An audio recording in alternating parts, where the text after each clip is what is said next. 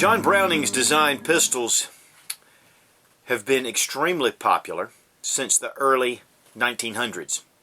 Whether it's the Colt Government, whether it's the Browning High Power, his designs are still in use in many military and police agencies around the world, with the 1911 becoming even ever more and more popular. But one of the guns that was inspired by the Browning High Power design was the CZ75. Now, for many years, this gun was not available in the United States, except for very limited supplies, because Czech was a Soviet bloc country, and so imports were limited. But there were other companies that came up with CZ-inspired designs, whether it be the P9 from Springfield Armory or the Jericho. But one of the sleeping giants, I want to call it, of the CZ design was the EAA Witness. Now, when these first came into the country, they were TZ75s, made in Italy, and I have just posted a review on this particular pistol. This is the Witness P carry model, and it is a really neat design. But we're going to compare the CZ and the EAA Witness and just talk about some of the similarities and some of the benefits of each of the pistols. Now, we're not going to be comparing apples to apples today. We're going to be looking at a design, and I hope that it can help you make a decision in purchasing a pistol.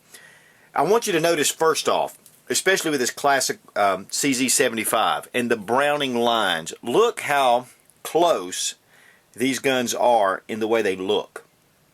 Of course, one of the big things that you're going to notice right away is the bigger trigger. The trigger guard is larger. Not only does it fit the gloved hand, but you can see this still has a fairly sized opening. But this is a single action pistol, and based on the old Browning designs, just like the 1911. Of course, before we get started, we always safety check, which these guns have been safety checked. All of these are empty. But, you know, don't ever take anyone's word for it, especially with ammo laying around. You want to make sure that the pistols are unloaded. And even if you know that they're unloaded, you never put your finger in the trigger guard until you're ready to shoot, and you never point it at anyone that you're not intending to shoot. Now, I always try to explain things to beginners especially, but the single action is that this hammer cannot be actuated with the trigger. All the trigger does on a single action pistol is release the sear. So you've got to have the hammer back to release the sear. And pulling of the trigger does. On a double action pistol, and this was the purpose for the CZ, it was made to be double action. And that would be an advantage over the Browning, is that the trigger does actuate the hammer, and as you can see, it fires the gun. So this is double action, and it is an improvement. It's just a feature over the single action Browning. So that was really one of the big things about the CZ design that was made to make it very popular. Now, this CZ75 and the Browning High Power are both in 9mm. The Browning does come in 40 Smith & Wesson, and so does the CZ. We're not going to be comparing the Browning to the CZ as much today. We're really going to be comparing the EAA Witness with the CZ. I chose the EAA Witness for really the number one reason. They're both very high quality pistols. This was made in Czechoslovakia, or the Czech Republic. This one is made in Italy. It is imported by EAA, which is European American Arms. Even though I love the steel frame, which I like the steel frame, even in this in 45, but this one is a 45 caliber pistol. The CZ does not offer their design in 45. The CZ does offer it in 45 and 10mm, 9mm, and 40 Smith & Wesson. So that was the reason why that I really wanted to go with the EAA. But let me tell you one of the biggest reasons for the CZ design that I think is an advancement over most of the pistols on the market. And that is an internal slide system. And you're going to best be able to tell it from looking at the front without me breaking down each one. Now, if you want to see breakdowns of these pistols, all three of the pistols that I'm showing here have separate reviews on them. So check them out. I'll have the links in the description below. But as you can see, the slide rails are internal. So the slide actually fits into the frame. It's on this and also on the CZ. The slide rails fit into the frame. That is one of the most distinct advantages of the CZ design.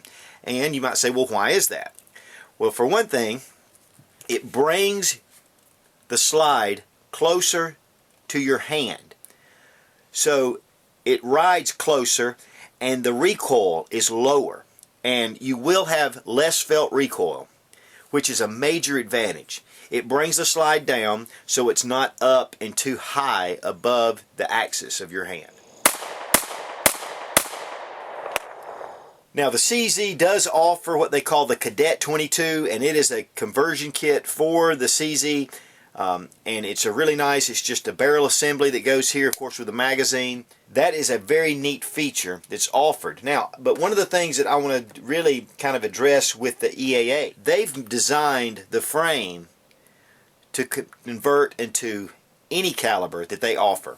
So with this frame, I can buy a 22 conversion, I can buy the 9mm, 10mm, 40 Smith & Wesson, and 45.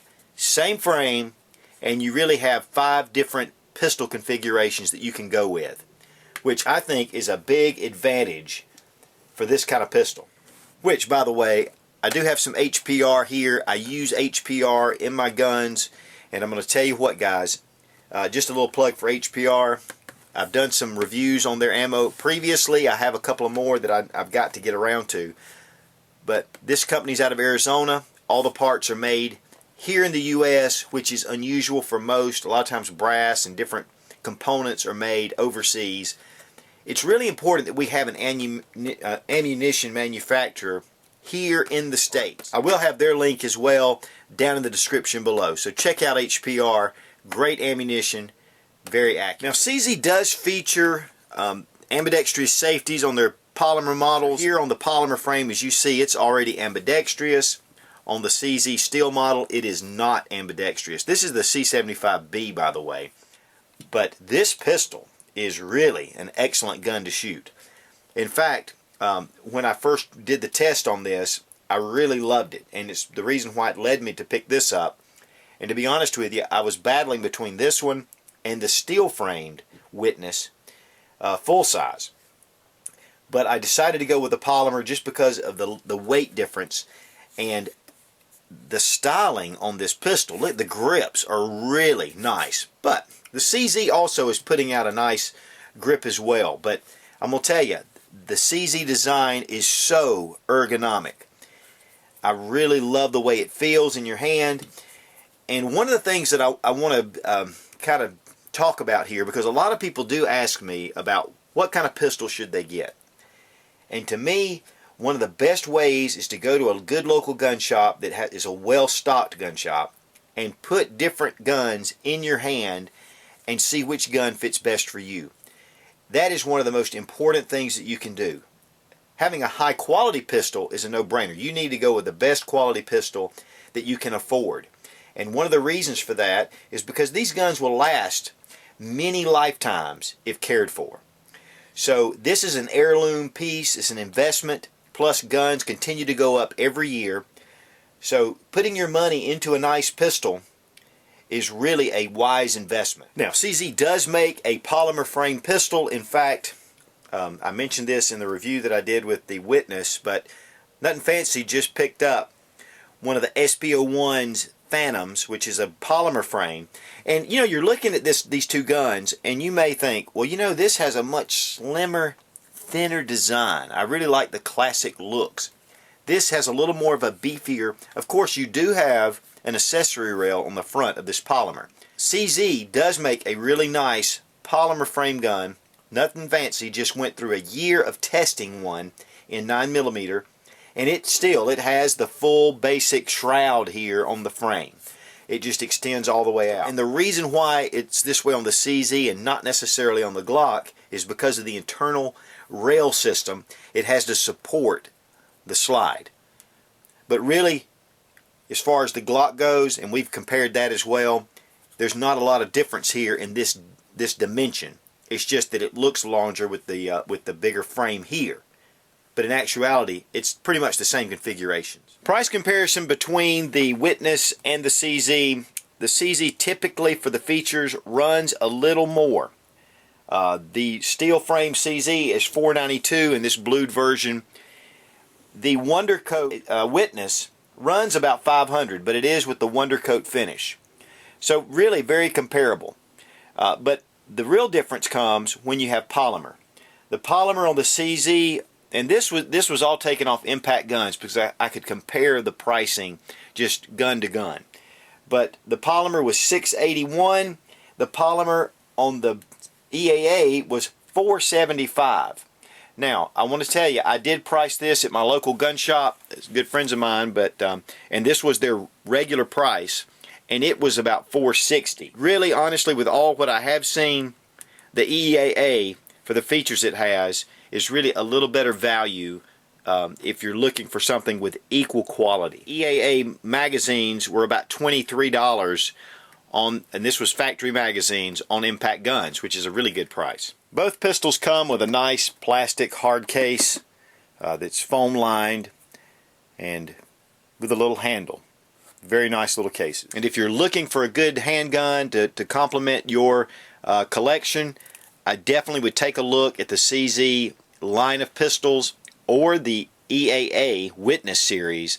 I think you're going to find that they are very ergonomic, they're very accurate and durable, and just a really incredible design.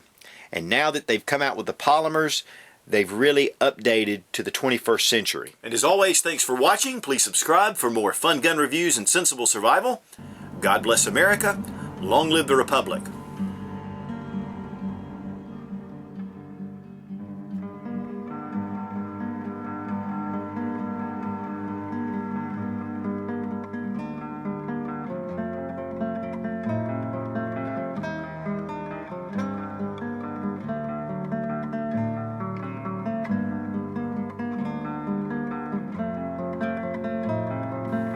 In 1985, the Czech government, no, not the Czech government, it was not the Czech government, it was Česká Republika. Yeah. CZ.